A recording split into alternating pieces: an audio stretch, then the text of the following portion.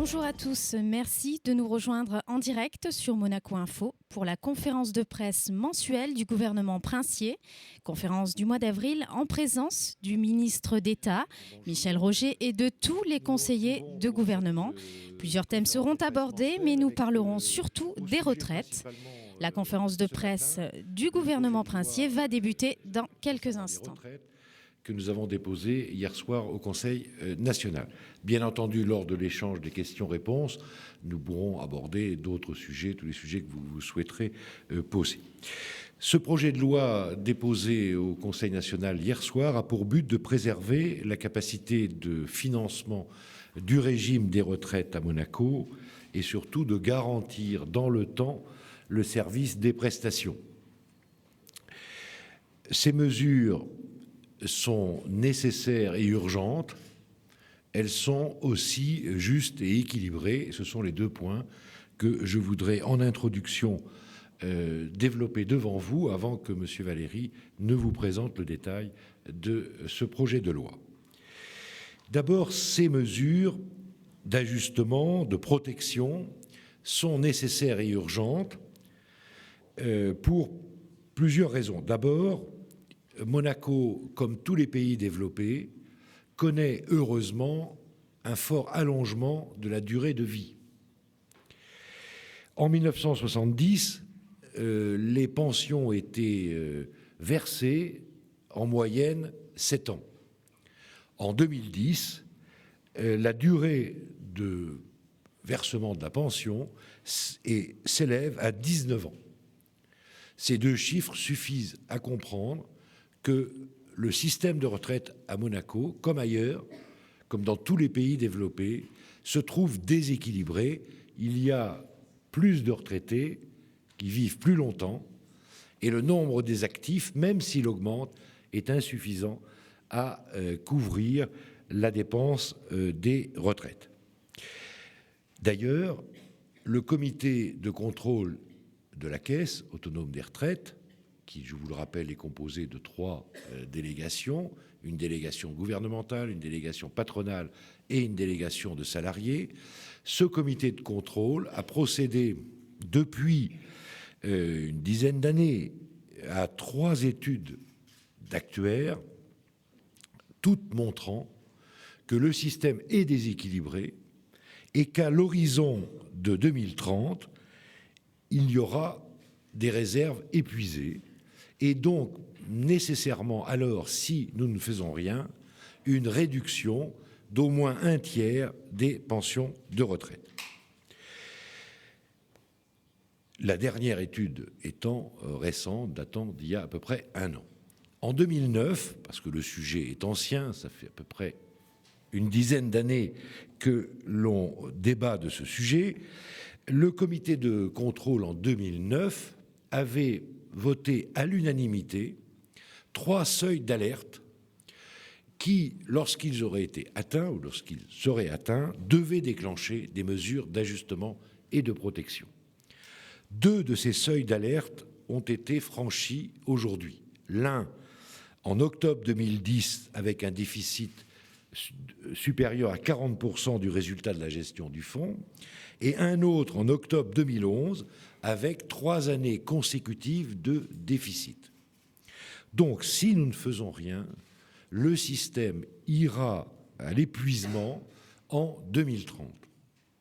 L'objet du projet de loi est de permettre de garantir le service des prestations jusqu'à 2050, qui est l'hypothèse que nous avons adoptée. Pour préparer ce texte, M. Valéry a organisé au nom du gouvernement plusieurs réunions de consultation à partir de l'automne dernier. Ces réunions ont permis de mieux connaître la position respective des employeurs et des salariés. Elles ont aidé le gouvernement à préparer ce texte. Certes, elles n'ont pas abouti à un consensus sur les mesures à prendre, mais devant l'urgence, devant la situation objectivement décrite par ces études d'actuaires, le gouvernement doit prendre ses responsabilités, il les prend, Et il a donc élaboré un projet de loi déposé au Conseil national hier, comme je le disais. Deuxième point que je voudrais souligner avec vous, ce projet de loi et les mesures que propose ce projet de loi s'inspirent de trois principes, de trois valeurs qui sont au cœur de l'engagement du gouvernement. Le premier principe, c'est la solidarité. Le projet de loi maintient, bien entendu, le régime de répartition. Le projet de loi n'abandonne pas le régime de répartition, qui est le signe à Monaco de la solidarité entre les générations. Cette solidarité entre les générations fait partie du modèle social monégasque que le gouvernement entend bien protéger et promouvoir. Le deuxième principe, c'est le partage équitable des efforts nécessaires. Le régime des retraites a été créé à Monaco par les partenaires sociaux en 1947. Et au cœur de ce système de retraite créé en 1947 figure l'effort partagé employeur-salarié. Donc, les mesures proposées par ce projet de loi jouent sur les cotisations employeurs et salariés, M. Valéry vous donnera les détails, ainsi que sur une évolution différenciée du point de retraite par rapport au salaire de base. Le troisième principe fondamental, c'est celui de justice sociale. Le gouvernement a estimé que les efforts qui allaient être demandés aux employeurs et aux salariés ne devaient pas être étendus aux retraités. Autrement dit, les retraités ne sont pas touchés par les mesures contenues dans ce projet de loi. Pour eux, la partie est finie en quelque sorte. Ils ont fini leur vie active, ils n'ont pas la possibilité d'acquérir de nouveaux droits et le gouvernement a donc écarté l'hypothèse de baisser leur pension de retraite pour contribuer à l'effort nécessaire pour garantir l'avenir du système des retraites à Monaco. J'ajoute enfin que, bien entendu aussi, le gouvernement n'a pas proposé l'allongement de la durée des cotisations. La retraite est toujours possible à 60 ans à Monaco et ce principe restera. C'est maintenant au Conseil national d'examiner ce texte. Parallèlement, le gouvernement va saisir cet après-midi le Conseil économique et social pour que celui-ci donne un avis sur ce texte. Voilà ce que je voulais dire avant que M. Valéry présente le détail de la réforme. Merci. Merci, Monsieur le Ministre. Bonjour à toutes et à tous. Donc, j'ai effectivement coordonné pour le gouvernement 6 réunions de concertation avec les partenaires sociaux depuis le mois de décembre, donc un peu plus de 4 mois maintenant, c'est-à-dire bien sûr toujours en présence de la direction des caisses sociales, dont je salue d'ailleurs ici la présence du directeur, M. Jean-Jacques Campana, qui pourra, s'il y a des questions plus techniques tout à l'heure de votre part, prendre la parole également pour apporter son expertise. Donc cette concertation, elle a été menée avec la Fédération patronale monégasque, avec l'Union des syndicats de Monaco et avec l'Union des retraités de Monaco. Ce que nous avons donc fixé comme objectif à la direction des caisses et aux actuaires, donc cabinet SPA qui a travaillé pour nous aider à prendre des décisions responsables et efficaces. Une fois qu'on fixe des objectifs, encore faut-il que les mesures qu'on introduit dans le projet de loi, évidemment, répondent bien avec efficacité aux attentes qu'on peut porter à leurs résultats. Donc, ce que nous avons fixé comme objectif, je ne reviens pas sur ce qui a déjà été dit et présenté par le ministre d'État, mais un point important encore, c'est d'être efficace pendant 40 années. C'est-à-dire de ne pas avoir tous les 3 ans ou tous les 5 ans à devoir refaire une loi parce que le régime serait de nouveau confronté à un déficit structurel et donc à une faillite programmée sans intervention. Donc nous avons souhaité qu'on se projette sur 40 ans jusqu'à l'horizon 2050, et c'est donc les mesures contenues dans le projet de loi sont issues de simulations qui nous permettent de dire que si la loi est votée, nous aurons une stabilisation pour 40 années du paiement des pensions de retraite. Je reviens un instant sur un point essentiel. Je crois qu'il faut vraiment le dire et le répéter, pour des raisons de justice sociale, parce que ça correspond à un des points importants du modèle social monégasque auquel nous tenons. Les retraités ne sont pas impactés par le projet de loi. Ils ne sont pas, leur retraite, donc pour tous les retraités aujourd'hui du régime, est préservée. Le gouvernement continuera, à travers sa délégation gouvernementale au sein du comité de contrôle de la CAR, de la Caisse autonome des retraites, continuera à défendre l'idée et le principe qu'il faut que les retraites évoluent conformément à l'indice de l'inflation pour maintenir le pouvoir d'achat des retraités. Vous savez qu'il y a eu débat dans les réunions de concertation, ce point a été évoqué, le gouvernement a tranché, les retraités sont préservés pour l'avenir. Le ministre d'État vous a dit donc un autre principe fondamental que nous avons retenu, c'est la fidélité. La fidélité aux principes fondamentaux historiques du régime créé en 1947 et qui ont jusqu'à ce jour toujours été acceptés dans le consensus par les partenaires sociaux, c'est-à-dire un juste financement du régime à part égale par les employeurs et par les salariés. Aujourd'hui, nous avons des taux de base donc équivalents de 6,15% sur le salaire brut qui sont payés à la fois par le salarié sur son salaire et par le patron, donc par l'employeur, sur le salaire qu'il verse. Bien, nous sommes fidèles à ce principe et donc tout ce que je vais vous présenter maintenant a été étudié pour respecter sur 40 ans un effort partagé entre les employeurs et les salariés équitable à 50% pour chacun d'entre eux. Ensuite, il y a une variable importante que personne, évidemment, ne peut connaître avec certitude. C'est plutôt la croissance économique de la principauté sur les 40 prochaines années.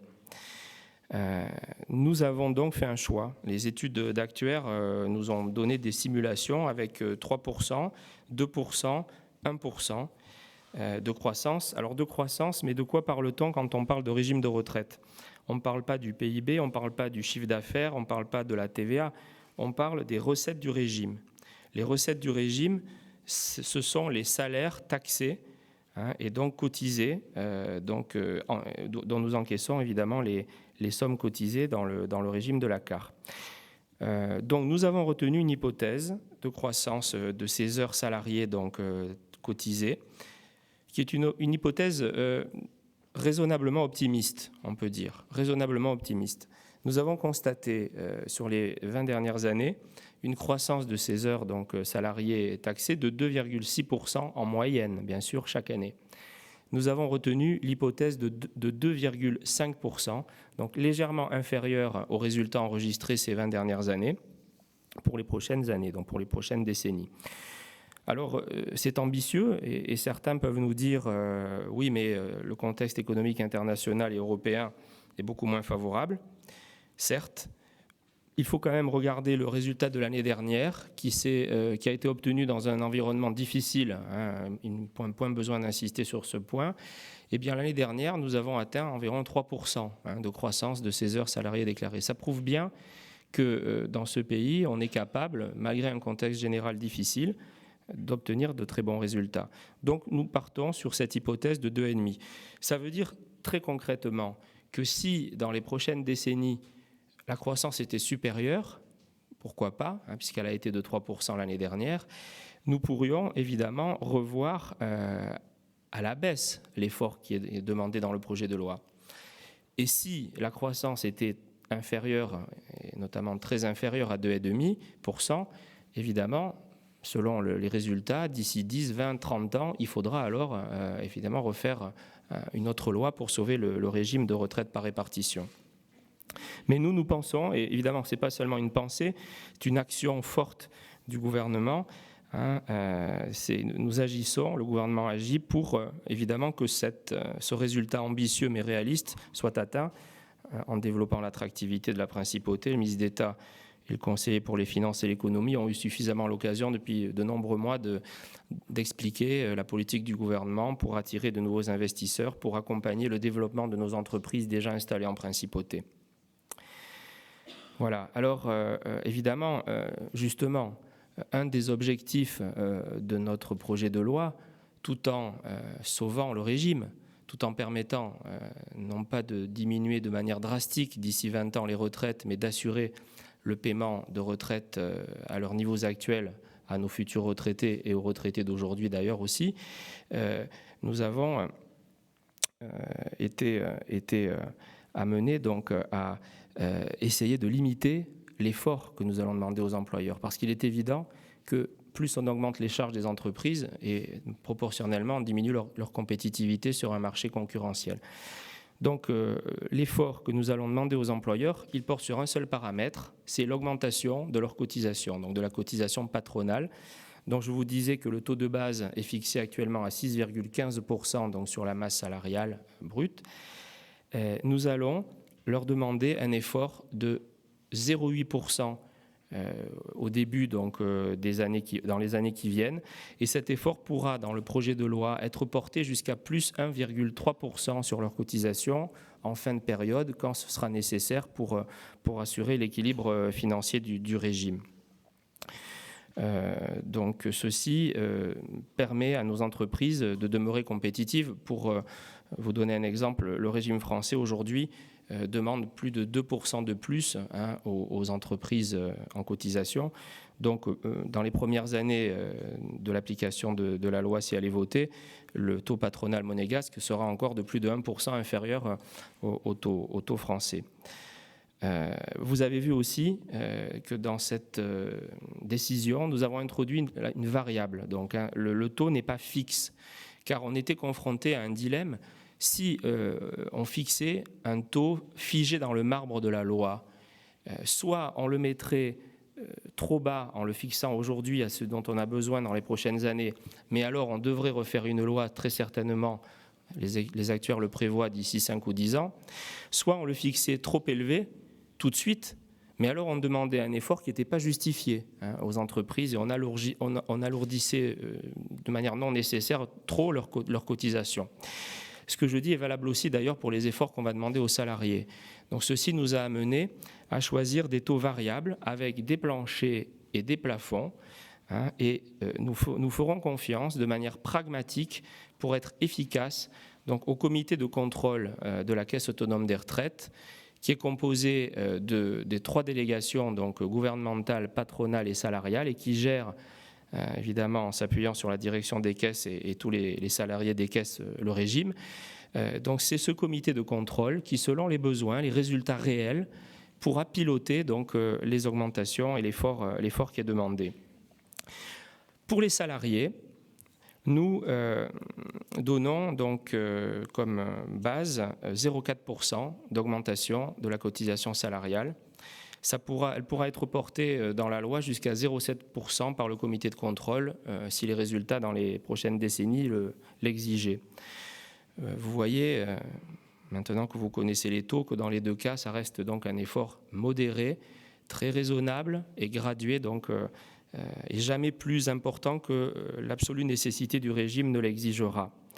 Mais nous demandons, pour équilibrer l'effort, puisque nous sommes dans la logique expliquée par le ministre d'État, donc effort partagé, conformément au régime historique, nous devons donc compléter l'augmentation plus faible, vous voyez, de la cotisation salariée, qui est à peu près de la moitié, à peu près de l'effort demandé à la cotisation patronale.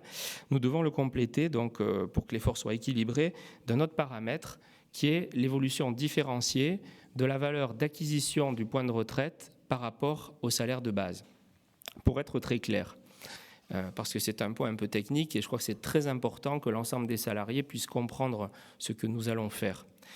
Nous allons stabiliser le nombre de points de retraite distribués au niveau qu'il a atteint aujourd'hui, qui est le niveau historiquement le plus élevé du régime.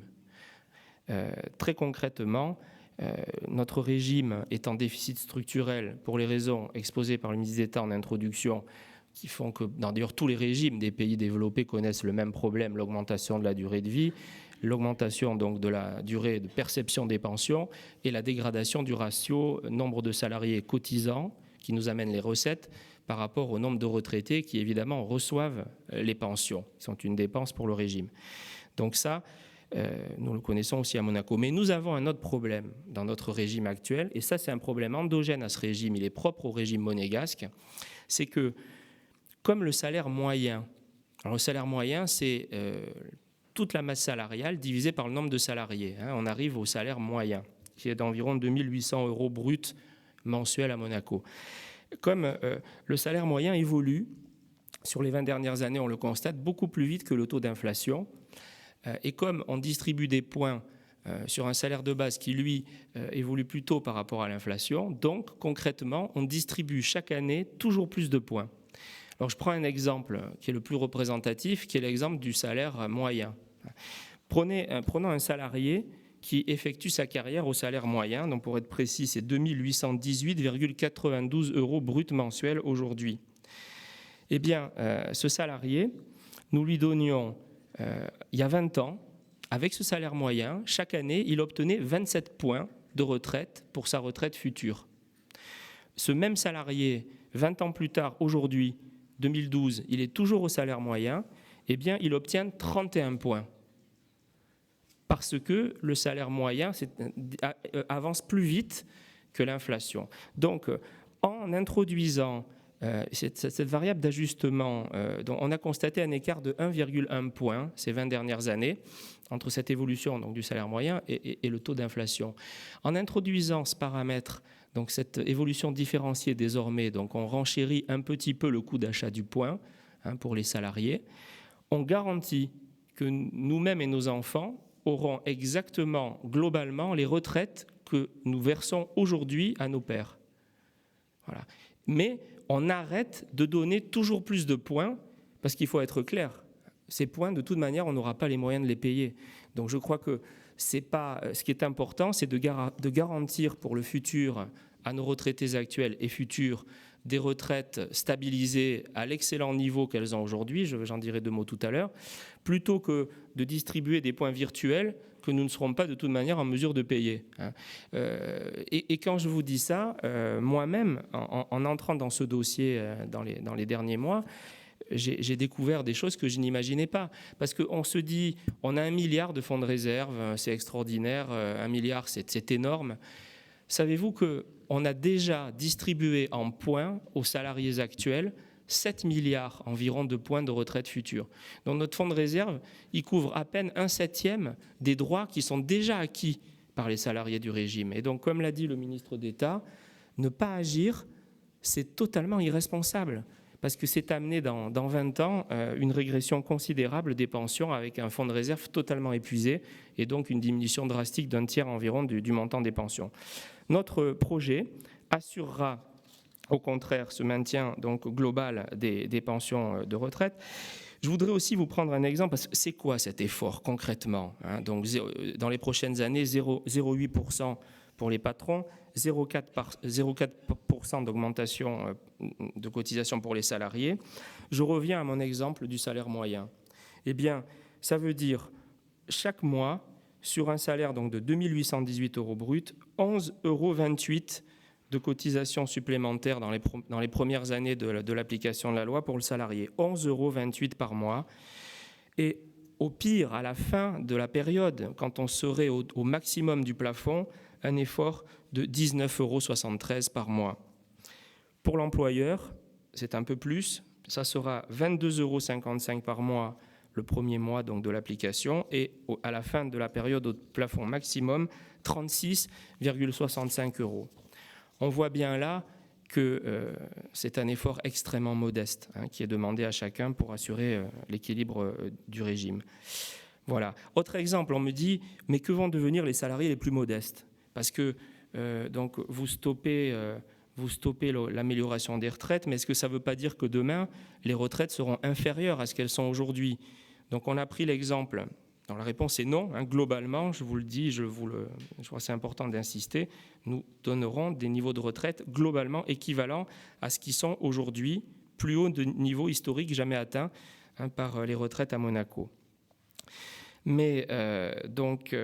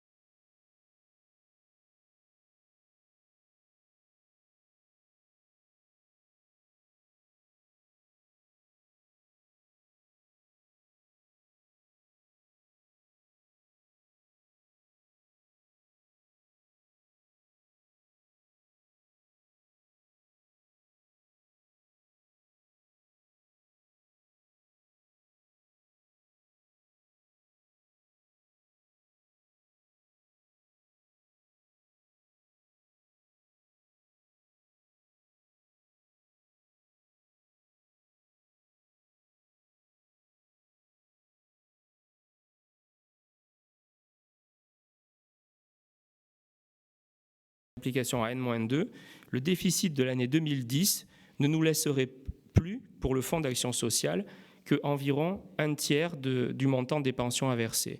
Or là, il s'agit des allocations, pardon, attention, les pensions, elles, sont garanties, des allocations donc conjoints. Cette pension, elle est versée à des retraités dont la totalité des revenus du foyer n'excède pas 2 000 € par mois. Donc inutile de vous dire que le gouvernement ne peut pas admettre l'idée qu'il devrait, le 1er octobre, baisser des 2 tiers cette allocation. Voilà pourquoi il y a effectivement une date devant nous. Et le gouvernement, lui, en déposant ce texte et en disant cela, prend ses responsabilités. Ça va être au Conseil national, dans les prochaines semaines et les prochains mois, d'étudier le texte et bien évidemment de prendre ses propres responsabilités. Un dernier mot pour vous dire que, en préservant sur les 40 prochaines années ce régime, nous assurons la pérennité du modèle social de la principauté. Parce que ce régime, je l'affirme, et les exemples sont là pour le démontrer, est un des meilleurs d'Europe. Et pour tout le monde, pour les employeurs, qui cotisent moins, je le rappelle, et malgré la loi, qui cotiseront toujours moins que leurs collègues patrons français, qui pourraient d'ailleurs aussi voir des augmentations dans les prochaines décennies. Nous, même à la fin des 40 années, le taux sera toujours inférieur de près d'1 point à ce qu'il est aujourd'hui en France pour les employeurs. Mesure, régime très favorable pour les salariés.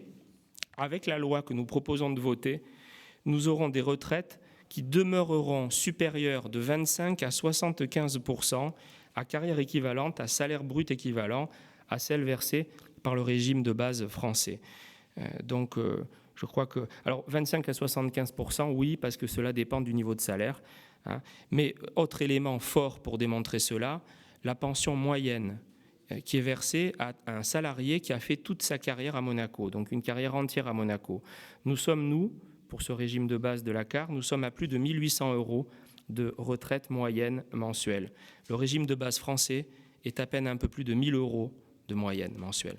Donc vous voyez l'écart très favorable, hein, aux salariés de la principauté.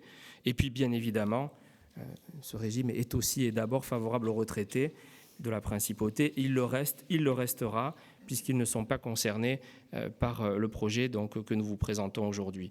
Voilà, je crois, qui doit rassurer largement les retraités, les salariés et les employeurs de ce pays.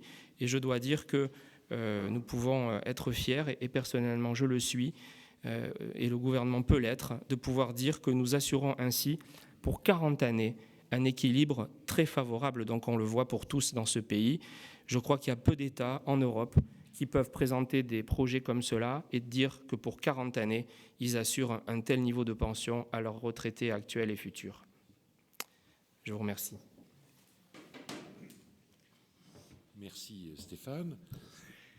C'est un peu compliqué comme sujet, mais M. Valéry a été le plus clair possible. Et nous avons en plus la présence de M. Campana, que je tiens à saluer et à remercier, pour répondre à vos questions. Je vous propose d'abord de prendre les questions concernant les retraites, et puis ensuite de répondre à d'autres questions si vous en avez d'autres.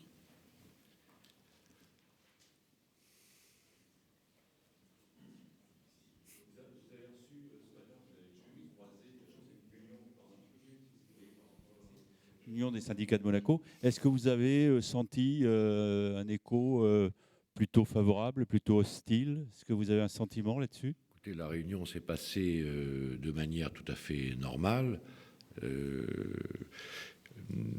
J'ai fait une présentation des principes généraux retenus dans le projet de loi. M. Valéry et M. Campana sont intervenus pour rentrer dans le détail, et chacune des délégations s'est exprimée de manière plutôt positive. Bien entendu, on le sait, il n'y a pas de consensus entre les partenaires sociaux sur les mesures à prendre pour sauver le régime.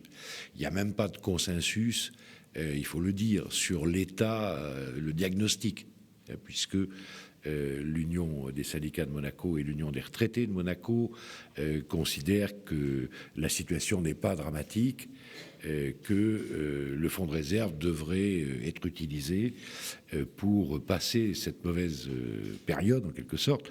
Mais comme M. Valéry vous l'a expliqué, le fonds de réserve, il n'est pas là pour corriger un déficit qui est structurel et non pas conjoncturel. Donc voilà, nous avons échangé sur un certain nombre de points, sur savoir si le montant des retraites allait baisser ou pas baisser. Donc on a donné des explications précises sur ce sujet. En réalité, je reviens sur cette explication, on stabilise en quelque sorte au niveau de retraite actuel.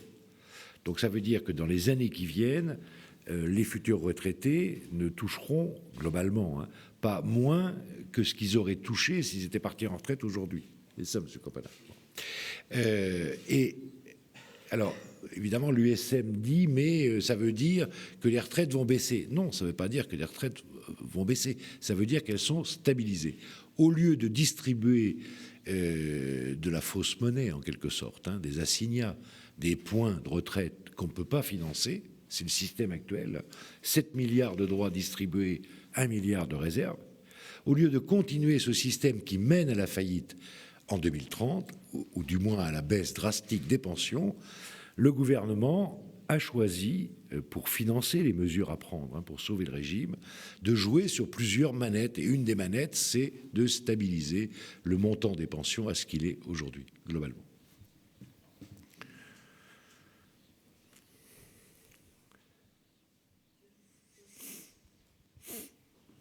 Monsieur le ministre, si un employé prend sa retraite à 60 ans, vous avez dit que c'est possible. Oui. S'il veut travailler ensuite, s'il va chez un patron, tout continue comme avant. S'il veut s'installer à son compte, boutique, bureau, agence, on me dit qu'on ne peut pas travailler On ne peut pas travailler jusqu'à 65 ans. Est-ce exact, Monsieur Campana? Oui. C'est ce que vous m'avez répondu. Monsieur Campana, vous pouvez répondre. Il y a dans notre système, effectivement, une interdiction de cumul entre une retraite dans le régime des salariés et une activité professionnelle. Ce sont deux caisses différentes. Mais il y a une interdiction de cumul aussi bien avec un emploi salarié qu'avec une activité indépendante, jusqu'à l'âge de 65 ans.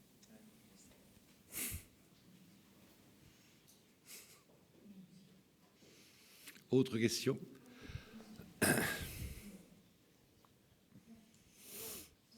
Excellence, ministre d'État, pour que cela puisse se réaliser, dans quelle mesure la principauté de Monaco puisse faire modifier un pacte dans les années 2012 jusqu'à 2020, puis pour qu'on puisse acquérir du terrain sur la France, que ce ne soit que 7 km de plus.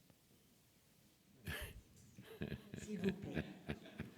Alors, je ne suis pas sûr qu'on puisse envisager de nous étendre en France. Il n'est pas question, je crois, d'annexer des parties de la France. En fait, le développement de l'espace monégasque, c'est ou en hauteur, ou en sous-sol, ou sur la mer. Il n'y a pas d'autre solution, puisqu'on ne peut pas s'étendre sur la France, dans la mesure où même les propriétés de l'État de Monaco en France ne sont pas soumis au même régime, notamment fiscal, qu'à Monaco.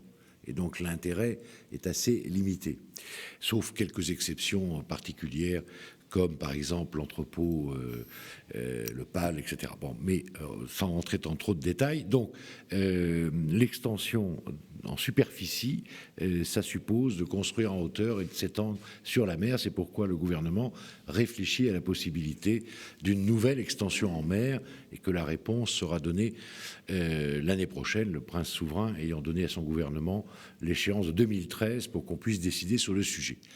Je voudrais dire, pour répondre aussi à votre question, que le taux de croissance de 2,5% des heures travaillées en principauté, qui n'est pas le PIB, comme M. Valéry l'a expliqué, cette croissance, il faut, pour considérer qu'elle est réaliste, et nous pensons qu'elle est réaliste, il faut intégrer aussi d'autres modes de travail que le travail dans une entreprise installés, dont les bureaux sont installés, ou les ateliers, ou les chaînes de production sont installées en principauté. Vous avez d'abord le télétravail qui potentiellement présente des grosses opportunités, je crois, de développement des heures travaillées. Donc nous sommes en discussion avec le pays voisin sur cette question du télétravail. Il y a encore quelques questions sur la couverture sociale, la couverture maladie, mais la prochaine réunion de la commission mixte avec la France sur ce sujet est le 19 mai. Mais potentiellement, le télétravail représente certainement beaucoup d'heures travaillées. Et par ailleurs, tout chantier en principauté augmente le nombre d'heures travaillées. Pour prendre un exemple en cours, la tour Odéon, c'est 1 million d'heures travaillées, plus d'1 million d'heures travaillées. Hein? Enfin, Marie-Pierre, non, je n'ai plus. Enfin, c'est considérable, si vous voulez. Hein. Donc voilà, la réponse qu'on peut faire, c'est qu'il n'y a pas seulement une augmentation de la superficie, il y a une augmentation surtout des heures travaillées.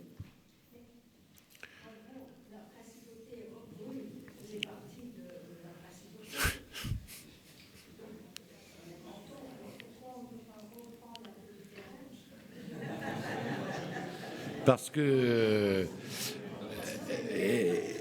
que Monaco et la France sont deux États souverains et qu'il n'y a pas de contentieux de frontières avec la France et que nous ne sommes pas demandeurs pour que Menton et Roquebrune rejoignent la principauté. Bien, Monsieur le ministre d'État, vous avez précisé que le projet de loi avait été déposé dès hier soir sur les bureaux du Conseil national. Je pense qu'il y a un calendrier. Bon, moi j'ai assisté aux différentes réunions des partis composant le Conseil national, notamment le parti majoritaire, qui n'a pas manifesté, me semble-t-il, un empressement débridé à voter cette loi qui ne fait pas partie, a-t-il précisé, de son programme, mais ne paraissait pas favorable à une session extraordinaire. Quel est le calendrier? Comment ça va se passer au niveau de l'adoption par la représentation nationale du projet de loi? La réunion que nous avons eue hier soir avec le Conseil national ne confirme pas ce que vous dites sur la position des élus. Les élus étaient très attentifs, très conscients, je crois, de l'urgence à prendre des mesures de sauvegarde. Et donc c'est maintenant au travail, c'est maintenant le Conseil national qui va travailler, qui va entendre les partenaires sociaux, qui va étudier le texte, puis il y aura un échange avec le gouvernement. C'est l'application des règles constitutionnelles. La loi à Monaco se fait par un accord entre le Conseil national et le gouvernement du Prince. Le calendrier, nous avons simplement une date butoir, comme l'a expliqué M. Valéry, qui est le 1er octobre. Si on veut maintenir le niveau actuel de l'allocation conjoint et de l'allocation décès, il faut modifier la loi avant le 1er octobre. Voilà. Oui. S'agissant des fonds d'investissement, le bruit court que les Qataris pourraient se retirer. Qu'en est-il? Pardon? S'agissant des fonds d'investissement, le bruit court que les Qataris pourraient se retirer. Vous parlez des retraites? Non, pas du tout. Ah oui, d'accord. Alors on va voir. Je passe à autre chose. On va voir s'il y a une autre question sur les retraites. Les Qataris ne financent pas encore notre système de retraite.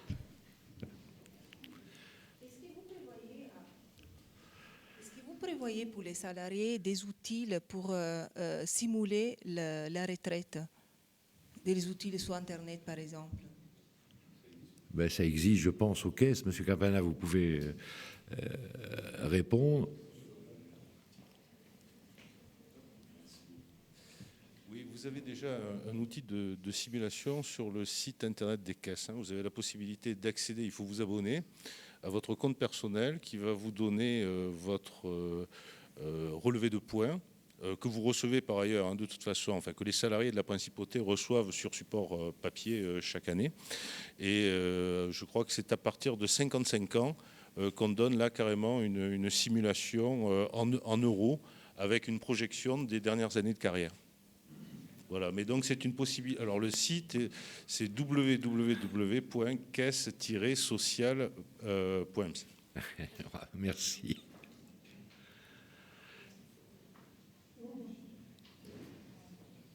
Pas d'autres questions? Bien, alors nous pouvons échanger sur d'autres sujets. S'agissant des fonds d'investissement, donc le bruit court en fait que les Qataris pourraient se retirer, je voulais avoir des...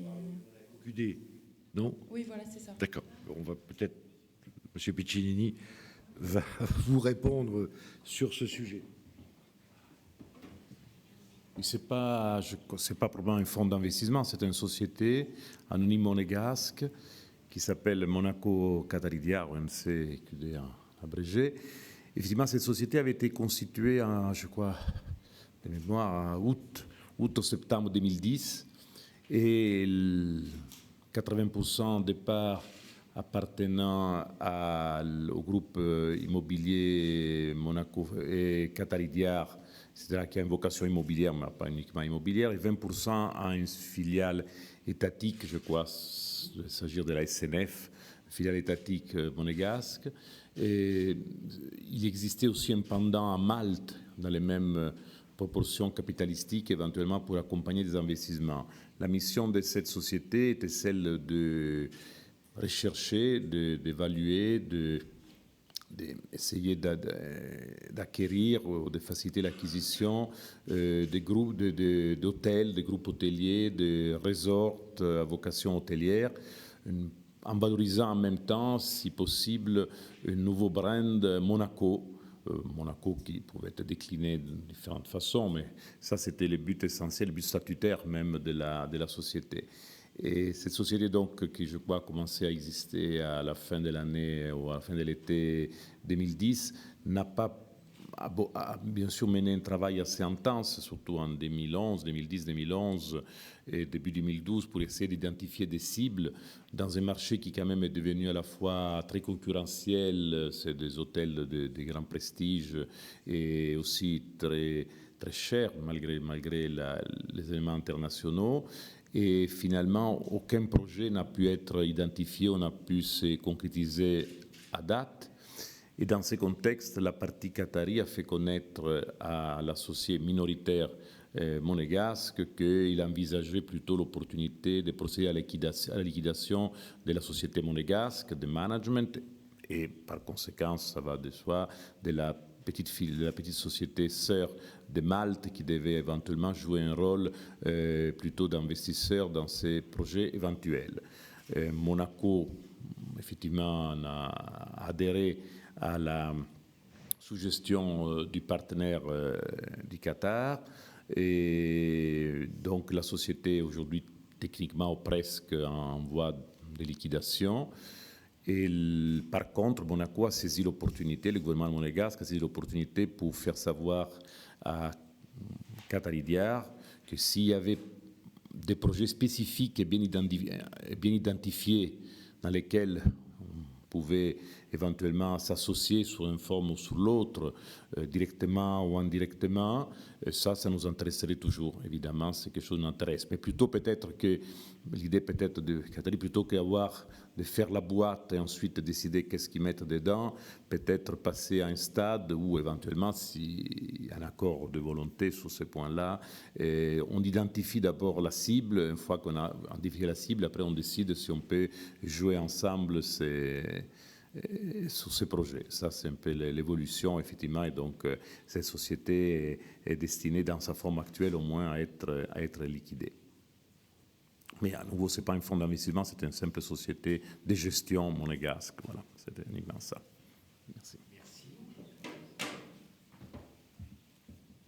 Autre question?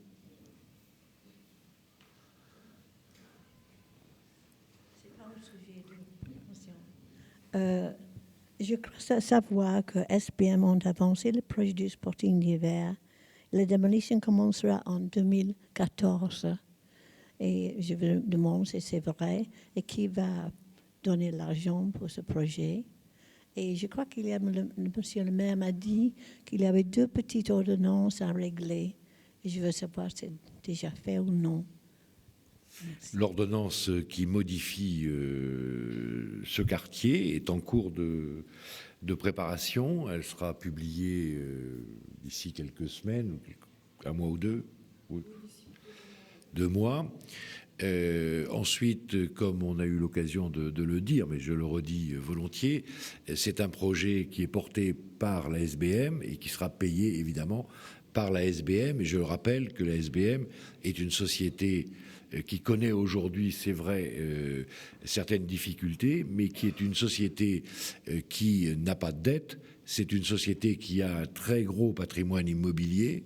C'est une société qui est à l'équilibre pour le volet hôtelier et restauration, et qui est largement bénéficiaire pour tout l'aspect immobilier. Donc la SBM n'est pas dans une situation telle qu'elle ne pourrait pas financer la construction du nouveau Sporting d'hiver. Et je le rappelle, c'est une opération qui a essentiellement pour but de maintenir Monaco dans le peloton de tête et dans les toutes premières places du luxe dans le monde. Nous sommes dans une concurrence complètement ouverte. Nous sommes aujourd'hui, la destination au luxe de Monaco n'est pas la seule au monde. Elle est concurrencée dans tous les continents, et notamment dans les continents émergents, par Dubaï, et Shanghai, Hong Kong, pour ne citer que ces exemples. Et Monaco doit absolument être toujours à la pointe de l'offre. c'est ça la raison de ce projet. C'est aussi une manière de revoir sur le plan urbanistique ce quartier, pour que là encore, il soit le plus attirant possible pour la clientèle de très haute gamme, qui est absolument indispensable au développement économique de la principauté. Il faut être clair là-dessus. La principauté de Monaco, c'est faire en sorte que nos entreprises se développent, gagnent des marchés, et c'est faire en sorte que des investisseurs étrangers viennent en principauté. Donc voilà la finalité de ce projet qui aura lieu. Excusez-moi. J'ai pensé peut-être que le Qatar finance le projet, parce qu'ils ont fait la même chose à Londres. Mais je ne suis pas du tout, je suis avec vous. On a besoin de moderniser Monaco. Mais ce projet, il y a beaucoup, je suis résident moi-même et je parle pour beaucoup des autres résidents qui pensent que peut-être ce n'est pas du tout un bon projet de détruire le Sporting et on peut faire les autres immeubles autour. Mais bon, chacun est libre de penser ce qu'il veut, hein, et je comprends tout à fait la nostalgie. On a besoin de nostalgie. Bon, lorsque un bâtiment évoque des souvenirs de jeunesse, d'adolescence, ça je comprends très bien. Je rappelle quand même que le Sporting d'hiver a été construit en démolissant le précédent, et que le précédent aujourd'hui, s'il n'avait pas été démoli, on le garderait. Bon, donc voilà, les choses évoluent et ce projet est absolument nécessaire pour nos commerces de grand luxe. Voilà. Bon. C'est un beau projet, mais il est anachronique là où on le pose. Et que vont devenir les boutiques pendant toute la construction? On dit qu'elles vont être installées dans les jardins? L'anachronisme du projet, c'est une question de goût personnel. Certains préfèrent... Non. Oui. Mais certains préfèrent qu'on reconstruise à l'identique. D'autres pensent qu'au contraire, il faut mettre une architecture moderne qui ne jure pas et qui n'est pas une agression par rapport à l'hôtel de Paris. Bon, ça c'est une question de goût. La SBM a mis en compétition plusieurs grands cabinets d'architectes. Je rappelle que le projet choisi par la SBM, avec l'accord du souverain, émane d'un des plus grands cabinets d'architecture du monde. Les boutiques vont être déménagées dans un premier temps, le temps des travaux, dans des constructions provisoires de style Eiffel, qui ne jureront pas, et dans le jardin des Boulingrins. Et ça, les travaux doivent commencer assez vite. Et les arbres ?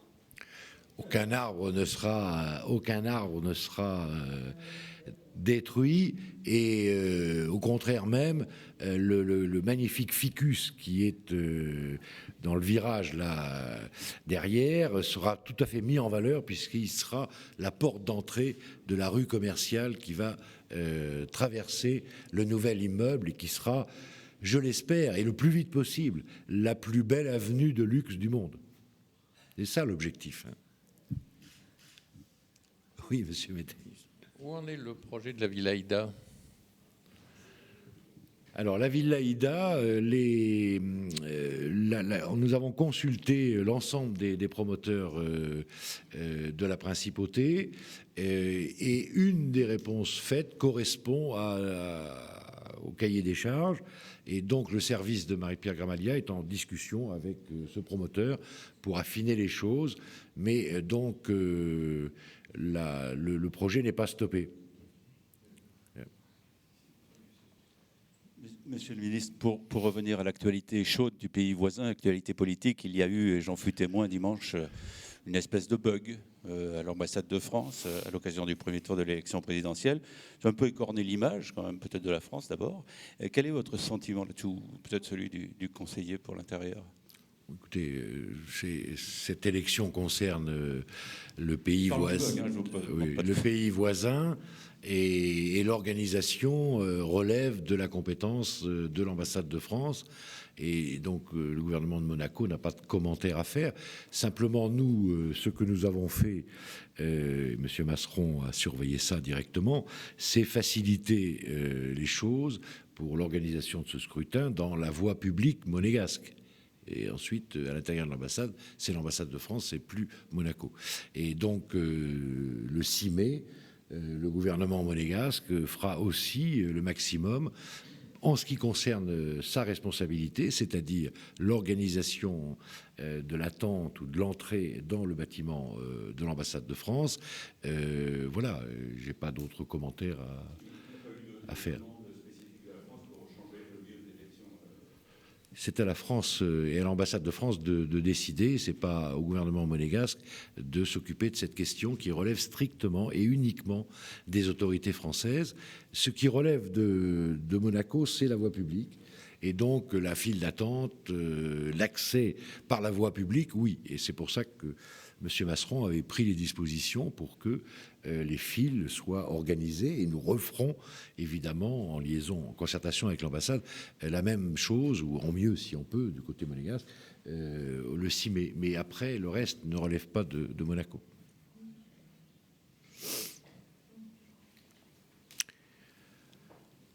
Si vous n'avez plus de questions, il me reste à vous remercier et à vous donner rendez-vous le mois prochain. Merci encore.